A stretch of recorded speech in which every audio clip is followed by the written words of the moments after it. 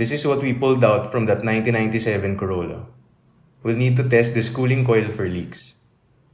To do this, we'll seal up the ports and pump it with air. You can pump up to 150 psi. That's a safe level for testing. Submerging it in water will reveal any leaks. Right away, we spotted two. One inside the cooling coil and another at the expansion valve O-ring. Before we install the new cooling coil, we'll perform the same leak test. Seal the parts, pump it with air. No leaks this time. Now that the new coil is ready, we'll place it back into the evaporator housing.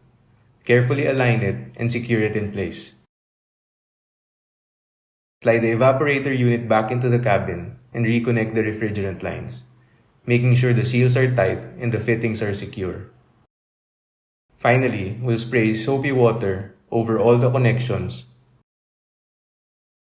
AC fixed and blowing cold again. Follow for more DIY car repair tips.